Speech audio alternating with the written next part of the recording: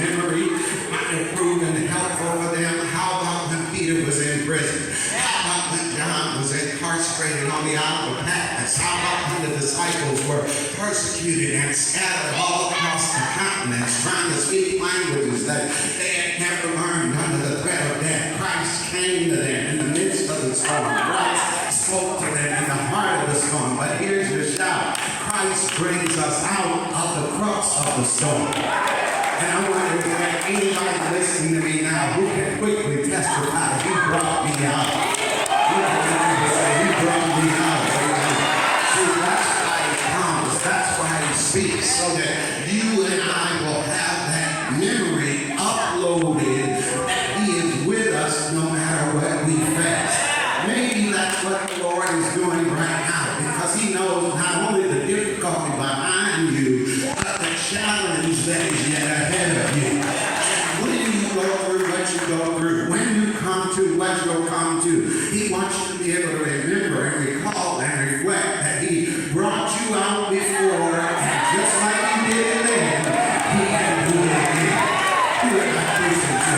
How do you have that testimony right now? You got what I call you know what kind of testimony. I'm facing trouble, but you know what? I'm struggling financially, but you know what? I'm dealing with sickness, but you know what? I've been betrayed and backstabbed, but you know what? I've been discouraged and disappointed, but you know what? I've been talked about in my life, but you know what? The same God who got me through all of that will get me through this. I didn't think I was going to survive, but I did. I didn't think I was going to make it, but I did. I didn't think I was going to work, but I did. By the grace of Almighty God. See, because get this, God may very well be permitting you, my brother, my sister, to endure this challenge, because God knows that someday your kids, your family, your co-workers, your neighbors, your small group members will be going through something similar.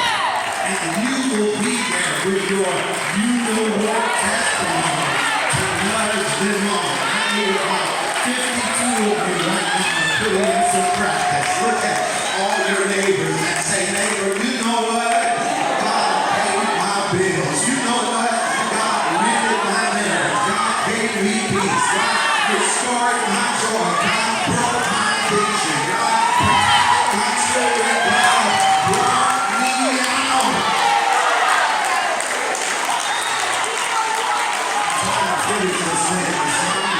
The psalmist came to a similar conclusion in Psalm 119:71. He said, listen to these words, it is good for me that I have been afflicted.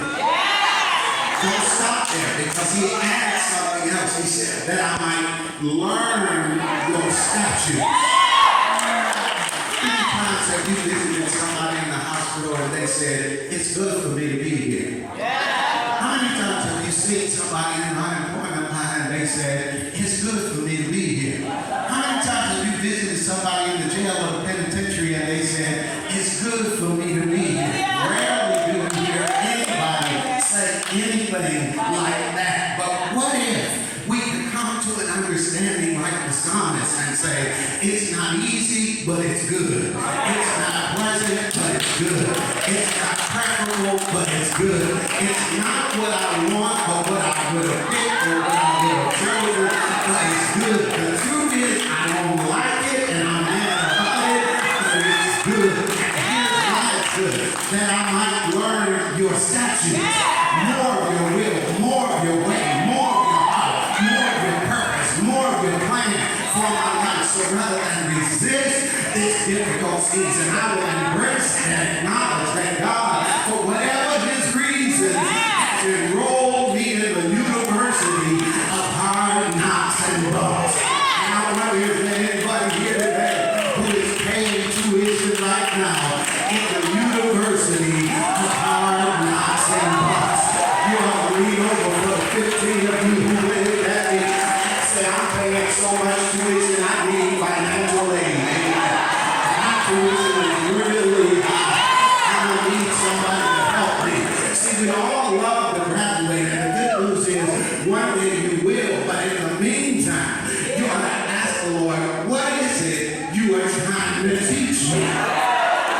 Because I'm going to say something here. Difficulty is the soil in which the seeds of faith are planted. Did you hear what I said? If you want faith tomorrow, you got to be willing to deal with difficult today. Look at the neighbor and say, I can handle it. Stories told about this little boy who was diagnosed with cancer at the age of 7, and that led to 7 years of chemotherapy and treatment. Now, the good news is today the young man is healthy and he's playing college football. But what's interesting is how they discovered he had cancer in the first place. He was wrestling and roughhousing with his cousins when he accidentally got kicked in the stomach. And that hurts anytime it happens. But this kick created such an acute pain, so severe, and his parents rushed him to the ER, and the doctor noticed something, ran some tests, and discovered a tumor behind the boy's spleen. Thankfully, the tumor was removed, but the dad asked the surgeon, how long had the tumor been there? The doctor replied, there's really no way of knowing, but I'm guessing from the size of the tumor, and it had only been there for a couple of days. And the doctor smiled and said, but you never would have known it if he hadn't gotten kicked in the gut. Somebody ought to grab that. Because sometimes, my friend, hear me well and clear, God uses a kick in the gut to get our attention. We prefer miracles that manifest suddenly.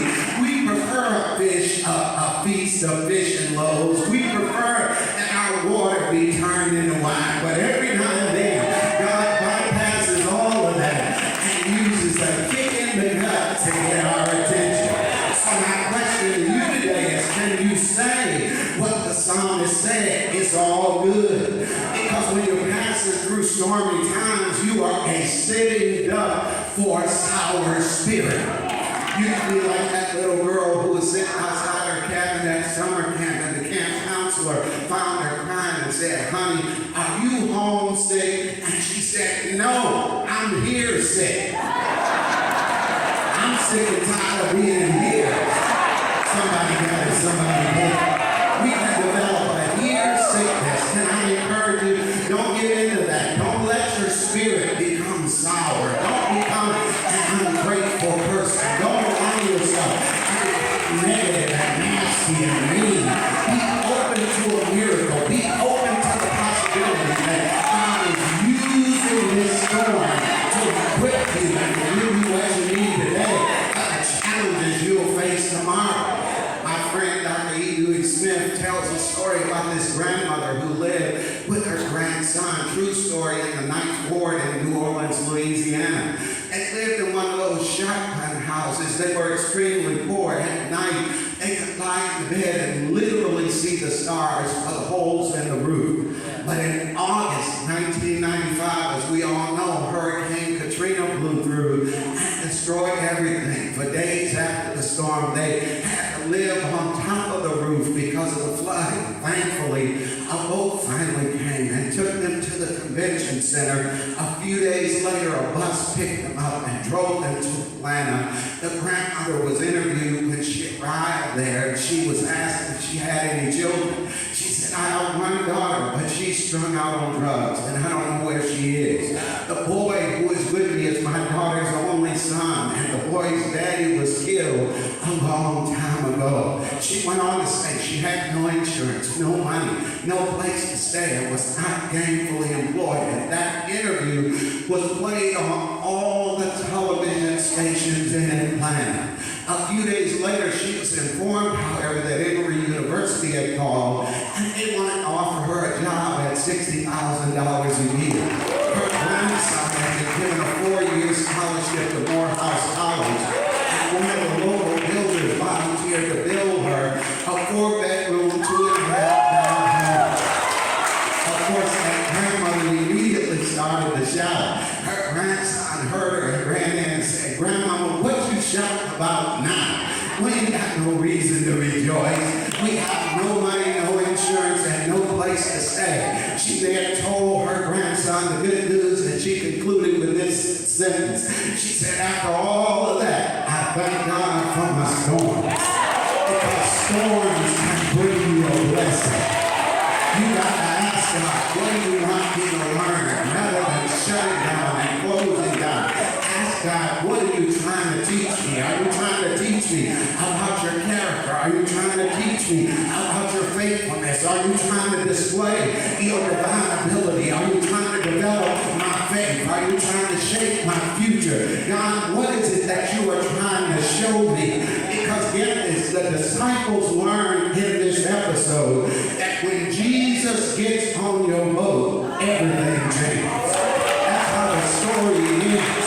It says, so they gladly took him aboard. And the boat reached the shore where they were headed. That went over your head. That they arrived at the place that they were trying to get to. Christ brings us out of the crux of the storm. So can I encourage you? Invite Jesus into your boat. Don't get into short-term solutions when you got long-term problems. Don't try to drink this away. Don't try to smoke this away. Don't try to snort this away. Don't try to gamble this away. Don't try to cuss this away. Don't take it out on anybody else. Just ask Jesus to come into your boat. Come into the problem. Come into your stress. Come into your situation. Come into your circumstance. Come into your sickness. Come into your brokenness. Come into your struggle. Because when you get Jesus on board, everything changes. He will bring you out.